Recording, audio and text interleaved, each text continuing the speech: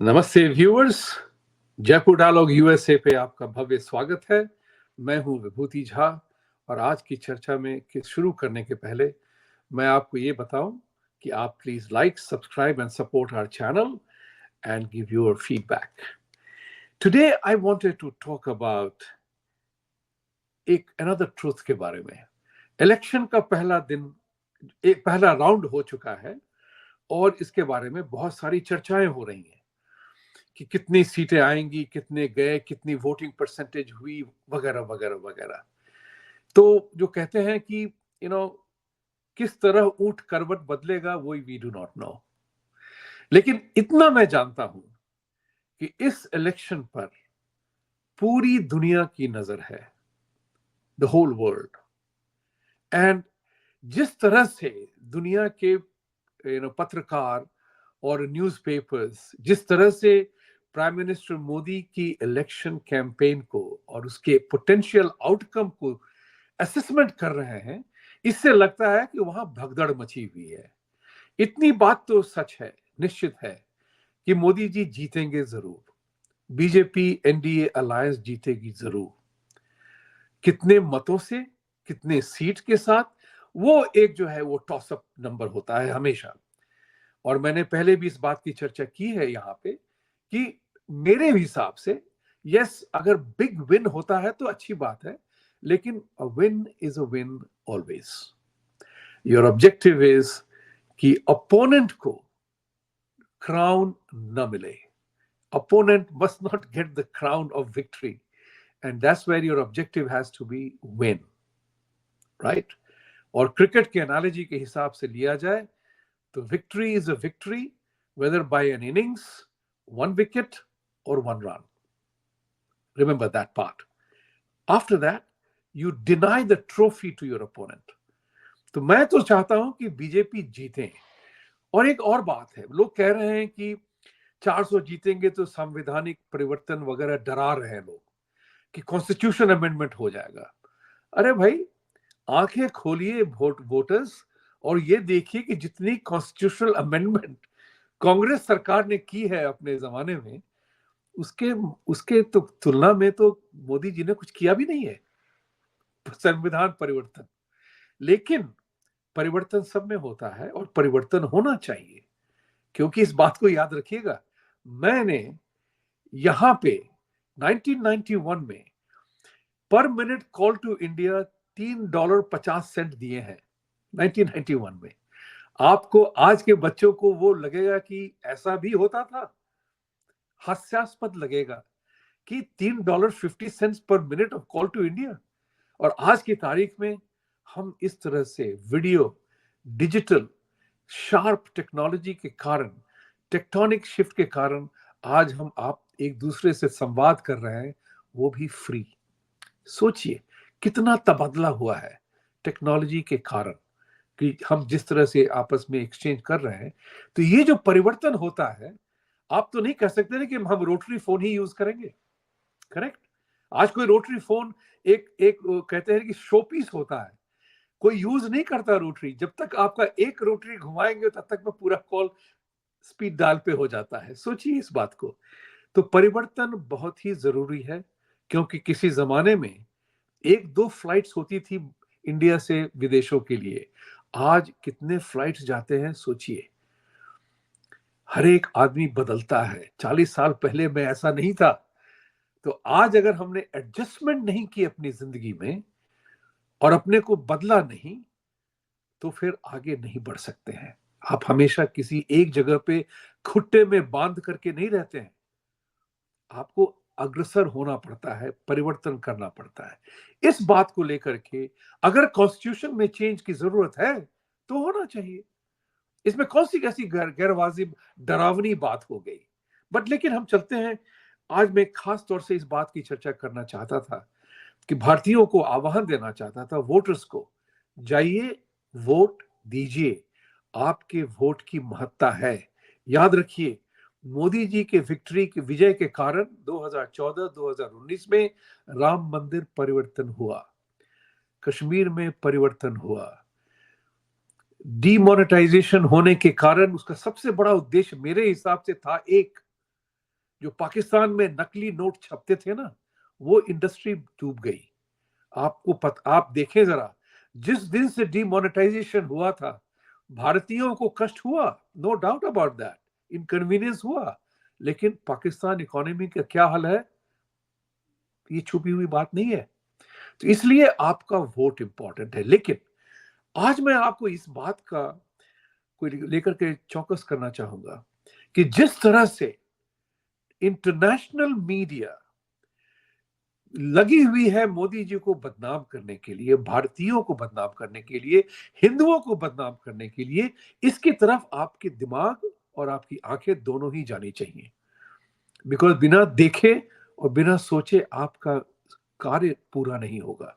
Because if you do not know something, you do not know it. इसी programme में संजय दीक्षित जी के साथ 2020 में मैंने कहा था, 2020 में मैंने कहा था कि जो टूल किट ऑपरेटर्स हैं, एंड इट्स ऑन रिकॉर्ड, 2020 में मैंने कहा था कि जो every anti India force will do whatever it takes to dismantle and defeat Modi, whatever it takes, including violence.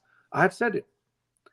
आज की तारीख में आप देखें, मोदी जी ने अपना कार्य करके अपने आप को स्थापित किया है।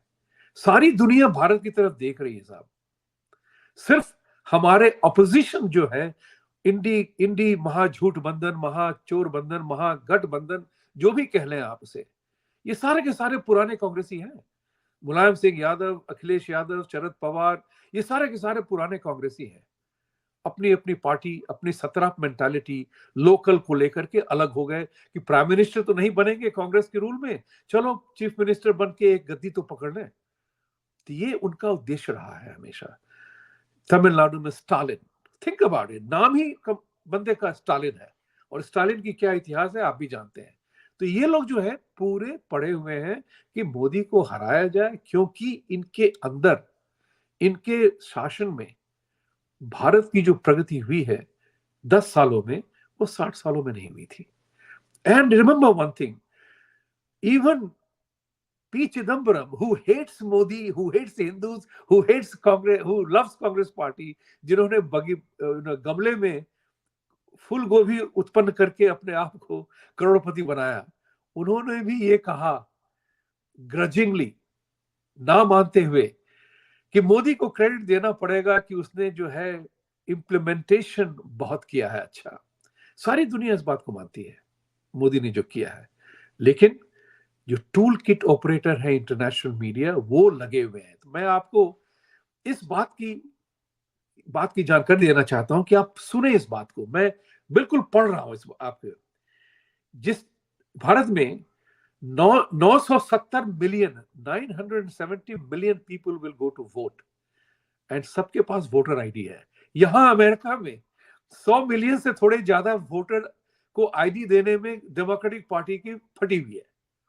वोटर इंटेग्रिटी, यहां पे भारत ने 970 मिलियन लोगों को वोटर आईडी दी है इंटेग्रिटी ऑफ इलेक्शन को बचाने के लिए। Look what people are saying, tool kit operator क्या बोल रहे हैं। फ्रांस के मैक्रोन, सुनाक, बाइडेन, चाहे जो भी कह लें, लेकिन इन देशों के जो रिप्रेजेंटेटिव है, मीडिया है, वो क्या कह रही है, इससे आपको, इसकी जानकारी आपको होनी चाहिए। जर्मनी का कहता है Deutsche well, will the outcome of India's election increase intolerance? देखिए, इसे कहते हैं झूठ और फरेब का नैरेटिव पुश करना, जो आपके मन में ये डाले। इंटॉलरेंस की बात कर रहे हैं ना, तो अगले महीने, मई के महीने में स्वामी विवेकानंद जी के नाम पे एक डॉक्यूमेंट्री बन रही है, जिसका इंट्रोडक्शन बराक ओबामा ने जी किया है, और उन्होंने यही कहा है कि विवेकानंद जी का मैसेज था इन to be tolerant and acceptance. This German magazine that showed Hitler's had no compassion or tolerance towards anybody else is telling where India will intolerance increase. Time magazine, modification of India is almost complete.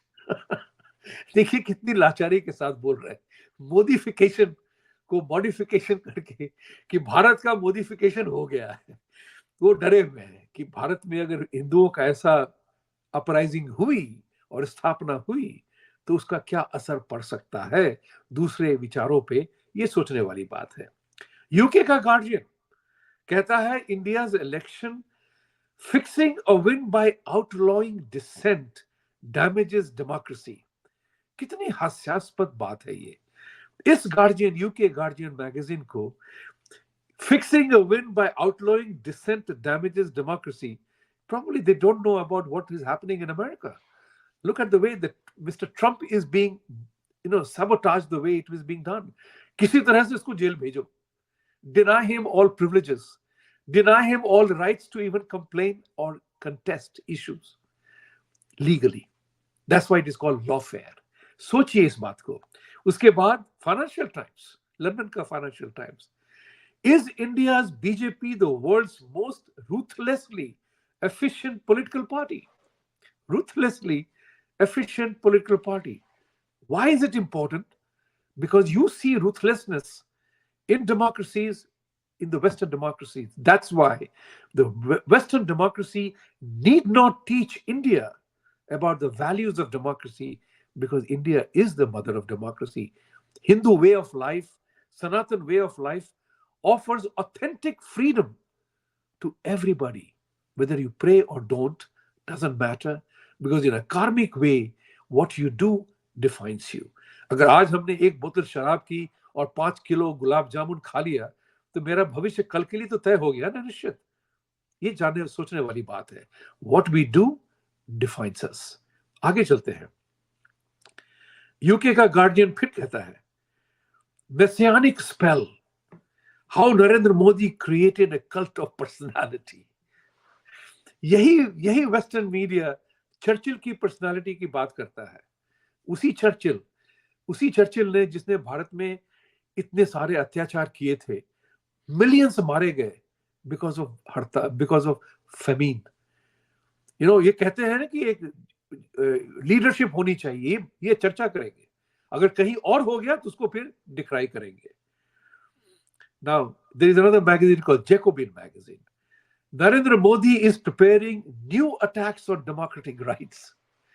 This पे मेरा विचार यही है कि democratic right अगर कहीं है तो भारत में है। I live in America, traveled abroad many times, been to many countries, but जिस तरह से इंडी अलायंस जीवित है भारत में, और जिस तरह से इंडिया की मीडिया उनको कवर करती है, जिस तरह से राजदीप सरदेसाई हर वक्त मोदी को की धज्जी उड़ाने पे लगे रहते हैं, फ्रीडम तो उनको है। यहाँ पे देखिए मुस्लिम्स क्या क्या नहीं कर रहे हैं। हर एक सब ग्रुप को, भाई मुस्लिम को छोड़िए, हर एक सब ग्रुप अपने अपनी प्राण प्रतिष्ठा पे लगा हुआ है, लेकिन democracy rights are under threat, whereas they are under threat in the Western democracies who do business with all kinds of nefarious people to further their goal. Let's go. Reuters ने लिखा है, India can grow fast with or without Narendra Modi. This is another very foolish thing to talk about, as if people don't realize it. आपको ये सोचना पड़ेगा, India will grow. Now they are saying without Modi or with Modi doesn't matter, India will grow regardless. देखिए narrative कैसे push करते हैं वो। कल तो हम सब एक दिन से और एज बढ़ जाएगी। Everything will be one day older tomorrow, right? It depends on what kind of growth we have tomorrow. And that's what Mr. Modi demonstrated in the last 10 years, that India has moved to nearing $5 trillion economy. All right. Bloomberg कहता है, दो चीजें हैं Bloomberg की statement में। Modi's campaign may have already peaked, यानी कि अब वो नीचे ही गिरेंगे, and progressive south is rejecting Modi. Now here's very interesting, southern India is definitely not, Kerala को छोड़ करके, is not progressive. They are conservative people. Indians by nature are essentially conservative. They are not leftist oriented. But Kerala की बात अलग है। केरला तो bankrupt हो गया भाई। आपको ये भी पता है कि जिन हिंदुओं ने और जिन लोगों ने कर्नाटका में कांग्रेस पार्टी को बुलाया, वहां देखिए कुर्की हो रही है। केरला की क्या कुर्की हुई है आप देख चुके हैं। यानी कि they went to supreme court to ask for central help and supreme court said no. तो उनकी पॉलिसीज से आपको कितना नुकसान हो सकता है देश भर में, सोचिए इस बात को। तो ये ब्लूमबर्ग का कहना है। नाउ एक और भी मजेदार है ब्लूमबर्ग में, billionaire press barons are squeezing media freedom in India. इसके बारे में कह चुका हूं, जिस तरह से media is controlled by corporate houses in America and the west, nobody needs to tell that to India. Media is quite free. People like Rajdeep Sardesai, Barkha Dutt and others, they are saying whatever they want to say, including lies and misstatements. Coming back quickly to her, Financial Times फिर लिखता है, mother of democracy is not in good shape. सब narrative की बात है, we are in a perfectly good shape, but ये doubt डालते हैं क्योंकि एक ग्लोबल जनमत क्रिएट करने के लिए, क्योंकि फाइनेंशियल टाइम्स के रीडर्स जो हैं वो दुनिया भर में पड़े हुए हैं। इन सब मैगजीन्स की बात जो कर रहा हूं मैं, दुनिया का जो है विचार बदल दे भारत और मोदी के खिलाफ, क्योंकि उसका उद्देश्य सिर्फ ये है कि अगर इतने सारे लोग ये कह रहे हैं तो कुछ ना कुछ सच्चाई होगी उसमें। लोग ये नहीं देखते कि अब कितना झूठ बोले जा रहे हैं, बट थैंकफुली आज की तारीख में लोग सच और झूठ को बहुत जल्दी समझ जाते हैं। लेकिन एक दो चीजें और मैं बताना चाहता हूं। जैसे लमॉन फ्रांस ने लिखा, Indian democracy is in name only. आप सोचें इस बात को, नरेंद्र मोदीज लिबरलिज्म में imperil India's economic progress, Economist magazine लिखता है। चैथम हाउस लिखता है, democratic backsliding in India could prompt west to review its cooperation with Delhi. I say welcome. India must review its relationship with the rest of the world. This is important. India must review its relationship with the rest of the world. Chatham House को इतना मैं कहूँगा कि maybe India considers leaving the Commonwealth. Think about it. It is India that has to review its relationship with the rest of the world. UK Guardian लिखता है, as India goes to the polls, can democracy deliver a better life for all its people? Think about it.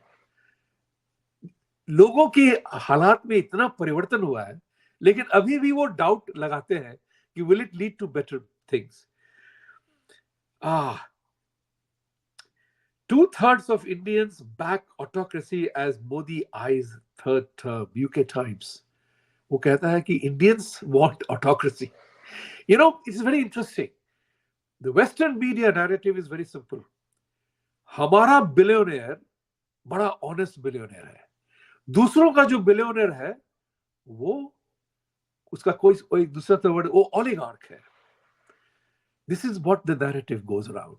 Billionaire दोनों है, American western billionaires and the eastern billionaires, they are all billionaires. लेकिन वहां का billionaire जो है वो चोर उचक्का है, हमारा बिलियनियर दूध का धुला। सोचिए इस बात को। यूके गार्जियन ने फिर लिखा, US should not normalise Modi's autocratic and illiberal India. अब मैं इस पे कमेंट नहीं करूंगा, मैं आपको सिर्फ पढ़ के बताऊंगा।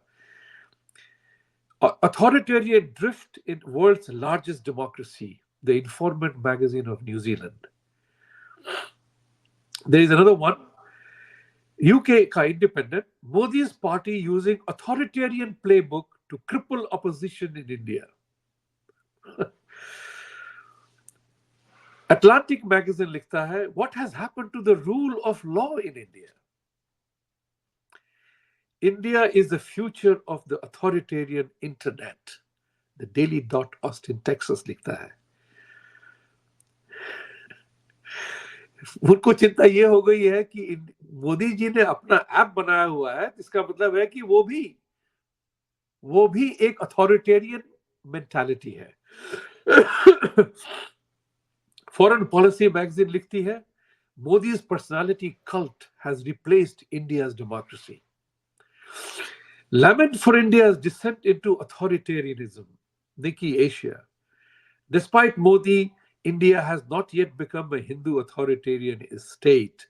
Cato Institute कहता है, thankfully, India has not become a Hindu authoritarian state. वे भूल जाते हैं इस बात को लिखना कि हिंदू कभी अथॉरिटेरियन था ही नहीं। हम तो राम राज्य और धार्मिक प्रवृत्ति के लोग हैं। इसलिए आप देख रहे हैं कि जिस तरह से ग्लोबल डमरू बजाया जा रहा है भारत के खिलाफ, मोदी के खिलाफ, इसके प्रति हमें आपको जागरूक होना पड़ेगा। हमारा कोई मित्र नहीं है, लोग हमसे सहमे हुए हैं।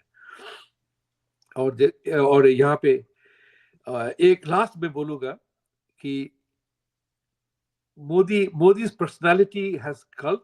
I just want to say last one. Yeah, Global Policy Journal UK का लिखता है, freedom of press is dealt deadly blows by Modi's proto-fascist regime in India. Think about it. आप इस बात से सोचें कि जिस तरह से इंडिया पे अटैक हो रहा है, leftist, Islamist and global elitist का, इंडियंस मिले हुए हैं उसमें, इन सब कैटेगरीज में इंडियंस भी हैं। दो मुद्दे हैं, authoritarian, Hitlerian, anti Muslim, anti India, और आप और हम हिंदुओं को इस तरह की गालियां दी जा रही हैं विदेशों में, हम जहां भी रहते हैं। कि न्यूयॉर्क टाइम्स में का एक somebody wrote, बंगाली बाबू देव जी ने लिखा, मोदीज टेम्पल ऑफ लाइज। उस बंदे ने, आपको याद होगा, दिस इज वेरी इंपॉर्टेंट, ये मेरा थोड़ा लंबा हो गया, आज की लंबी हो गई आज की चर्चा, लेकिन it was important for you to know. Say for example, New York Times ने एक बार एडवर्टाइज किया था 2.5 साल पहले कि they wanted anti Modi, anti India, anti Hindu journalist to write about it. उसी के कारण कैटेगरी में एक मिस्टर देव है, उन्होंने एक आर्टिकल लिखी, Modi's temple of lies. Now why that is important? Ram मंदिर के बारे में उन्होंने कहा कि टेम्पल ऑफ लाइज। उस बंदे ने इतना जबरदस्त झूठ बोला है, या अपनी अज्ञानता को साबित किया है या मूर्खता को साबित किया है, आप डिसाइड करें। उसने लिखा है कि India has abandoned it's socialist secular character of its constitution as laid out in 1950. This is how the world perception is being changed. That socialist and secular words were added in 1975 during Indira Gandhi's emergency. मैंने एक 12वीं grade student को कहा, इसका जवाब दोगे तुम? और उसने जवाब दिया यही कि ये तो महा नालायक आदमी है कि जो फैक्ट भी वेरीफाई नहीं करता कि इंडिया की ओरिजिनल कॉन्स्टिट्यूशनल प्रियम्बल में सेकुलर और सोशलिस्ट का रेफरेंस ही नहीं है। देखिए किस तरह से दुनिया के रीडर्स को बहकाया जा रहा है झूठ बोल के। भाइयों और बहनों, I want to thank you very much for watching today. But this is important as the next stage of election goes on. Go and vote. Prove these Western liars that they are liars by voting overwhelmingly for the rise of Sanatan, the rise of Vivekananda's philosophy, the rise of Bharat, the rise of BJP, rise of Modi, and the alliance of NDA. ये आपका दायित्व है। कर्नाटका में और केरला में जो हुआ है, आपने गलती की है, उसका नतीजा आप देख रहे हैं। स्टालिन ने कहा कि सनातन को हम जड़ मूठ से निकाल देंगे। Do you want those elements to succeed? That's what you have to think. सत्यमेव जयते। जय हिंद।